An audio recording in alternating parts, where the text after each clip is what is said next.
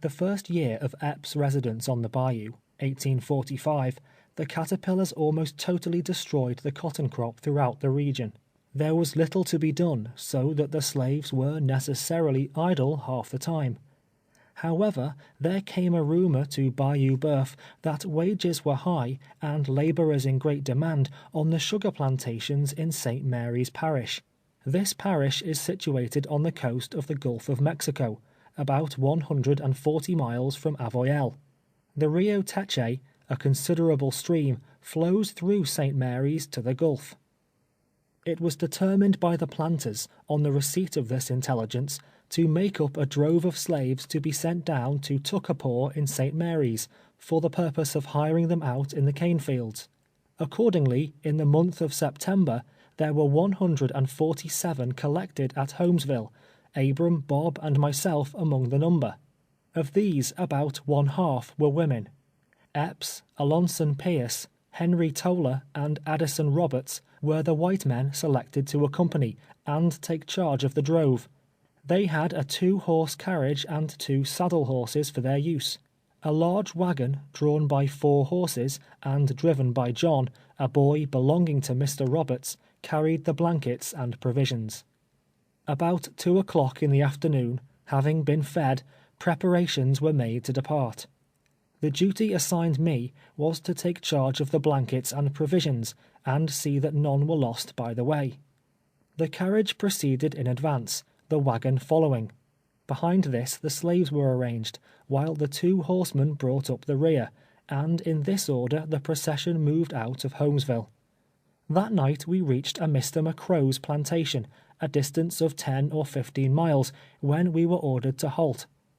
Large fires were built, and each one spreading his blanket on the ground. The white men lodged in the great house. An hour before day we were aroused by the drivers coming among us, cracking their whips and ordering us to arise. Then the blankets were rolled up, and being severally delivered to me and deposited in the wagon, the procession set forth again. The following night it rained violently. We were all drenched, our clothes saturated with mud and water. Reaching an open shed, formerly a gin house, we found beneath it such shelter as it afforded. There was not room for all of us to lay down. There we remained, huddled together, through the night, continuing our march as usual in the morning. During the journey we were fed twice a day, boiling our bacon and baking our corn cake at the fires in the same manner as in our huts. We passed through Lafayetteville, Mountsville, Newtown, to Centerville, where Bob and Uncle Abram were hired. Our number decreased as we advanced, nearly every sugar plantation requiring the services of one or more. On our route we passed the Grand Coteau, or prairie, a vast space of level, monotonous country, without a tree, except an occasional one which had been transplanted near some dilapidated building. It was once thickly populated and under cultivation, but for some cause had been abandoned. The business of the scattered inhabitants that now dwell upon it is principally raising cattle. Immense herds were feeding upon it as we passed. In the centre of the Grand Coteau, one feels as if he were on the ocean, out of sight of land. As far as the eye can see, in all directions, it is but a ruined and deserted waste. I was hired to Judge Turner, a distinguished man and extensive planter, whose large estate is situated on Bayou Sal, within a few miles of the Gulf. Bay o' Sal is a small stream flowing into the Bay of Atchafalaya. For some days I was employed at Turner's in repairing his sugar house, when a cane knife was put into my hand, and with 30 or 40 others I was sent into the field. I found no such difficulty in learning the art of cutting cane that I had in picking cotton. It came to me naturally and intuitively, and in a short time I was able to keep up with the fastest knife. Before the cutting was over, however, Judge Tanner transferred me from the field to the sugar house, to act there in the capacity of driver. From the time of the commencement of sugar making to the close, the grinding and boiling does not cease day or night. The whip was given me with directions to use it upon any one who was caught standing idle. If I failed to obey them to the letter, there was another one for my own back. In addition to this, my duty was to call on and off the different gangs at the proper time. I had no regular periods of rest, and could never snatch but a few moments of sleep at a time. It is the custom in Louisiana, as I presume it is in other slave states, to allow the slave to retain whatever compensation he may obtain for services performed on Sundays. In this way only are they able to provide themselves with any luxury or convenience whatever. When a slave, purchased or kidnapped in the North, is transported to a cabin on Bayou Boeuf, he is furnished with neither knife, nor fork, nor dish, nor kettle, nor any other thing in the shape of crockery, or furniture of any nature or description. He is furnished with a blanket before he reaches there, and wrapping that around him, he can either stand up or lie down upon the ground, or on a board if his master has no use for it. He is at liberty to find a gourd in which to keep his meal, or he can eat his corn from the cob, just as he pleases. To ask the master for a knife, or skillet, or any small convenience of the kind, would be answered with a kick, or laughed at as a joke. Whatever necessary article of this nature is found in a cabin has been purchased with Sunday money. However injurious to the morals, it is certainly a blessing to the physical condition of the slave to be permitted to break the Sabbath. Otherwise there would be no way to provide himself with any utensils, which seem to be indispensable to him who is compelled to be his own cook. On cane plantations in sugar time, there is no distinction as to the days of the week. It is well understood that all hands must labor on the Sabbath, and it is equally well understood that those especially who are hired, as I was to Judge Turner, and others in succeeding years, shall receive remuneration for it.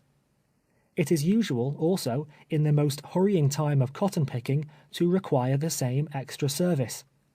From this source, slaves generally are afforded an opportunity of earning sufficient to purchase a knife, a kettle, tobacco, and so forth.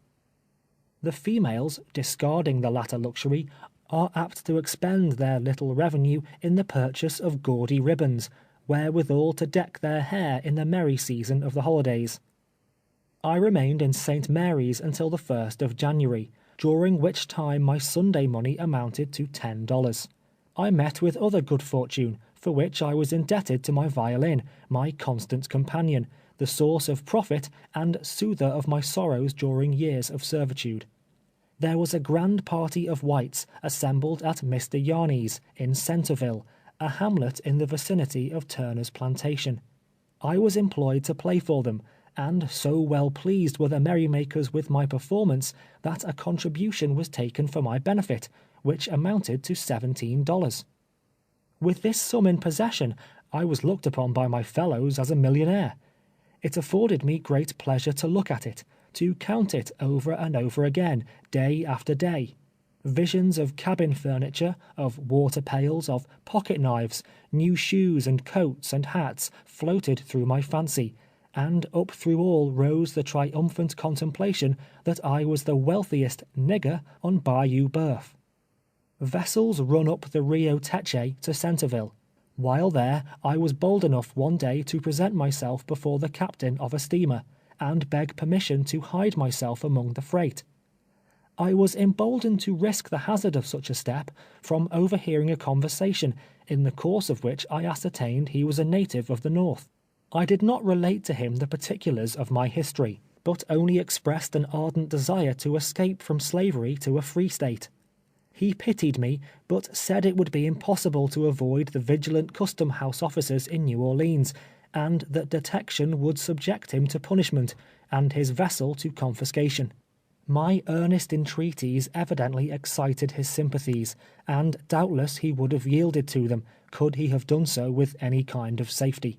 I was compelled to smother the sudden flame that lighted up in my bosom with sweet hopes of liberation, and turn my steps once more towards the increasing darkness of despair. Immediately after this event, the drove assembled at Centerville, and several of the owners having arrived and collected the monies due for our services, we were driven back to Bayou Boeuf. It was on our return, while passing through a small village, that I caught sight of Tibeats, seated in the door of a dirty grocery, looking somewhat seedy and out of repair. Passion and poor whiskey, I doubt not, have ere this laid him on the shelf. During our absence, I learned from Aunt Phoebe and Patsy that the latter had been getting deeper and deeper into trouble. The poor girl was truly an object of pity. Old Hogjaw, the name by which Epps was called, when the slaves were by themselves, had beaten her more severely and frequently than ever. As surely as he came from Holmesville, elated with liquor, and it was often in those days, he would whip her, merely to gratify the mistress, would punish her to an extent almost beyond endurance, for an offence of which he himself was the sole and irresistible cause. In his sober moments he could not always be prevailed upon to indulge his wife's insatiable thirst for vengeance. To be rid of Patsy, to place her beyond sight or reach, by sale or death, or in any other manner, of late years seemed to be the ruling thought and passion of my mistress. Patsy had been a favorite when a child, even in the great house. She had been petted and admired for her uncommon sprightliness and pleasant disposition. She had been fed many a time, so Uncle Abram said, even on biscuit and milk, when the madam, in her younger days, was wont to call her to the piazza, and fondle her as she would a playful kitten. But a sad change had come over the spirit of the woman.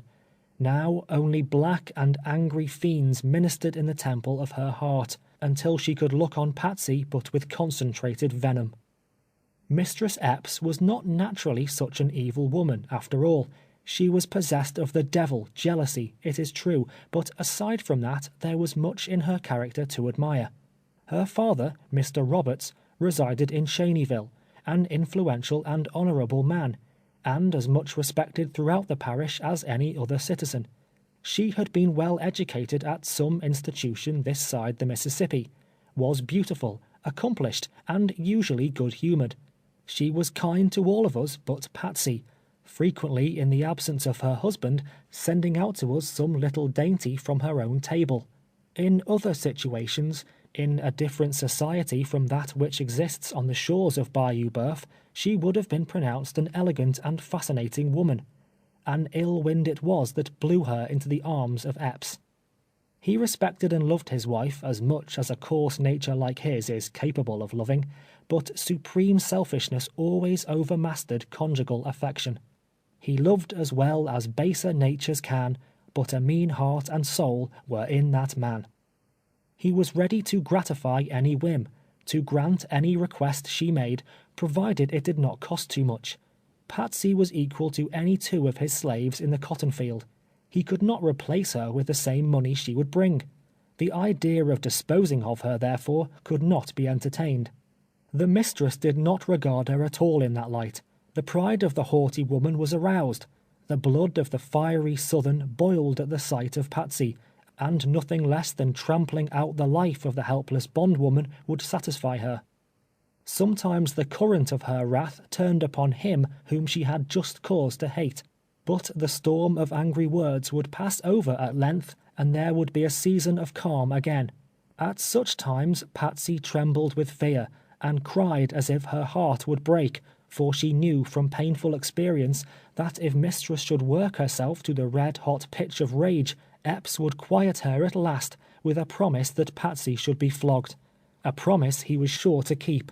Thus did pride, and jealousy, and vengeance war with avarice and brute passion in the mansion of my master, filling it with daily tumult and contention. Thus upon the head of Patsy, the simple-minded slave in whose heart God had implanted the seeds of virtue, the force of all these domestic tempests spent itself at last. During the summer succeeding my return from St. Mary's Parish, I conceived a plan of providing myself with food, which, though simple, succeeded beyond expectation.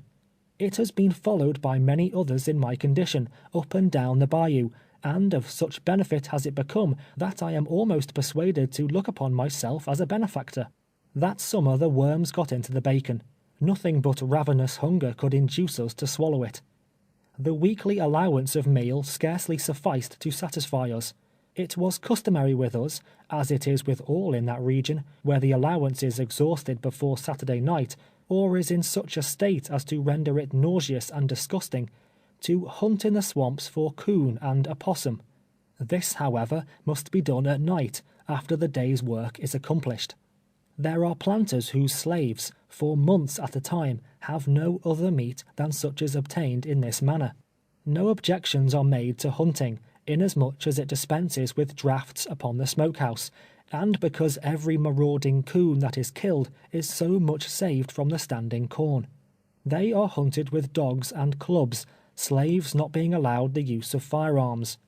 The flesh of the coon is palatable, but verily there is nothing in all butcherdom so delicious as a roasted possum. They are a round, rather long-bodied, little animal of a whitish color, with nose like a pig, and caudal extremity like a rat. They burrow among the roots and in the hollows of the gum tree, and are clumsy and slow of motion. They are deceitful and cunning creatures. On receiving the slightest tap of a stick, they will roll over on the ground and feign death. If the hunter leaves him, in pursuit of another without first taking particular pains to break his neck, the chances are, on his return, he is not to be found. The little animal has outwitted the enemy, has played possum, and is off. But after a long and hard day's work, the weary slave feels little like going to the swamp for his supper, and half the time prefers throwing himself on the cabin floor without it. It is for the interest of the master that the servant should not suffer in health from starvation, and it is also for his interest that he should not become gross from overfeeding. In the estimation of the owner, a slave is the most serviceable when in rather a lean and lank condition, such a condition as the racehorse is in when fitted for the course, and in that condition they are generally to be found on the sugar and cotton plantations along Red River. My cabin was within a few rods of the bayou bank, and necessity being indeed the mother of invention, I resolved upon a mode of obtaining the requisite amount of food, without the trouble of resorting nightly to the woods. This was to construct a fish trap. Having in my mind conceived the manner in which it could be done, the next Sunday I set about putting it into practical execution. It may be impossible for me to convey to the reader a full and correct idea of its construction, but the following will serve as a general description. A frame between 2 and 3 feet square is made, and of a greater or less height, according to the depth of water. Boards or slats are nailed on 3 sides of this frame, not so closely, however, as to prevent the water circulating freely through it. A door is fitted into the 4th side, in such a manner that it will slide easily up and down in the grooves cut in the 2 posts. A movable bottom is then so fitted that it can be raised to the top of the frame without difficulty. In the center of the movable bottom, an auger hole is bored, and into this, one end of a handle or round stick is fastened on the underside so loosely that it will turn. The handle ascends from the center of the movable bottom to the top of the frame, or as much higher as is desirable. Up and down this handle, in a great many places, are gimlet holes, through which small sticks are inserted, extending to opposite sides of the frame. So many of these small sticks are running out from the handle in all directions that a fish of any considerable dimensions cannot pass through without hitting one of them. The frame is then placed in the water and made stationary. The trap is set by sliding or drawing up the door, and kept in that position by another stick, one end of which rests in a notch on the inner side, the other end in a notch made in the handle, running up from the center of the movable bottom. The trap is baited by rolling a handful of wet meal and cotton together until it becomes hard, and depositing it in the back part of the frame. A fish swimming through the upraised door towards the bait necessarily strikes one of the small sticks, turning the handle, which displacing the stick supporting the door, the latter falls, securing the fish within the frame. Taking hold of the top of the handle, the movable bottom is then drawn up to the surface of the water, and the fish taken out. There may have been other such traps in use before mine was constructed, but if there were, I had never happened to see one. Bayou Boeuf abounds in fish of large size and excellent quality, and after this time I was very rarely in want of one for myself, or for my comrades. Thus a mine was opened, a new resource was developed, hitherto unthought of by the enslaved children of Africa who toil and hunger along the shores of that sluggish but prolific stream. About the time of which I am now writing, an event occurred in our immediate neighborhood, which made a deep impression upon me, and which shows the state of society existing there, and the manner in which affronts are oftentimes avenged. Directly opposite our quarters, on the other side of the bayou, was situated the plantation of Mr. Marshall. He belonged to a family among the most wealthy and aristocratic in the country. A gentleman from the vicinity of Natchez had been negotiating with him for the purchase of the estate. One day a messenger came in great haste to our plantation, saying that a bloody and fearful battle was going on at Marshall's, that blood had been spilled, and unless the combatants were forthwith separated, the result would be disastrous. On repairing to Marshall's house, a scene presented itself that beggars description. On the floor of one of the rooms lay the ghastly corpse of the man from Natchez, while Marshall, enraged and covered with wounds and blood, was stalking back and forth, breathing out threatenings and slaughter. A difficulty had arisen in the course of their negotiation. High words ensued, when drawing their weapons, the deadly strife began that ended so unfortunately. Marshall was never placed in confinement. A sort of trial or investigation was had at Marksville, when he was acquitted, and returned to his plantation, rather more respected, as I thought, than ever, from the fact that the blood of a fellow being was on his soul. Epps interested himself in his behalf, accompanying him to Marksville, and on all occasions loudly justifying him, but his services in this respect did not afterwards deter a kinsman of this same Marshall from seeking his life also. A brawl occurred between them over a gambling table, which terminated in a deadly feud. Riding up on horseback in front of the house one day, armed with pistols and bowie knife, Marshall challenged him to come forth and make a final settlement of the quarrel, or he would brand him a coward and shoot him like a dog the first opportunity. Not through cowardice, nor from any conscientious scruples in my opinion, but through the influence of his wife, he was restrained from accepting the challenge of his enemy. A reconciliation, however, was effected afterward, since which time they have been on terms of the closest intimacy. Such occurrences, which would bring upon the parties concerned in them merited and condign punishment in the northern states, are frequent on the bayou, and pass without notice, and almost without comment. Every man carries his bowie knife, and when two fall out, they set to work hacking and thrusting at each other, more like savages than civilized and enlightened beings. The existence of slavery in its most cruel form among them has a tendency to brutalize the humane and finer feelings of their nature. Daily witnesses of human suffering, listening to the agonizing screeches of the slave, beholding him writhing beneath the merciless lash, bitten and torn by dogs, dying without attention, and buried without shroud or coffin, it cannot otherwise be expected that they should become brutified and reckless of human life.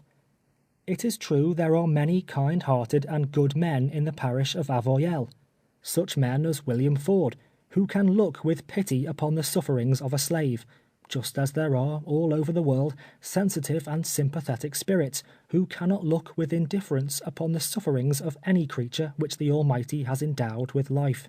It is not the fault of the slaveholder that he is cruel, so much as it is the fault of the system under which he lives. He cannot withstand the influence of habit and associations that surround him. Taught from earliest childhood, by all that he sees and hears, that the rod is for the slave's back, he will not be apt to change his opinions in maturer years. There may be humane masters, as there certainly are inhuman ones. There may be slaves well clothed, well fed, and happy, as there surely are those half-clad, half-starved, and miserable. Nevertheless, the institution that tolerates such wrong and inhumanity as I have witnessed, is a cruel, unjust, and barbarous one. Men may write fictions portraying lowly life as it is, or as it is not, may expatiate with owlish gravity upon the bliss of ignorance, discourse flippantly from armchairs of the pleasures of slave life, but let them toil with him in the field, Sleep with him in the cabin, feed with him on husks, let him behold him scourged, hunted, trampled on, and they will come back with another story in their mouths. Let them know the heart of the poor slave, learn his secret thoughts he dare not utter in the hearing of the white man. Let them sit by him in the silent watches of the night, converse with him in trustful confidence of life, liberty, and the pursuit of happiness, and they will find that 99 out of every 100 are intelligent enough to understand their situation, and to cherish in their bosoms the love of freedom, as passionately as themselves. End of chapter 14.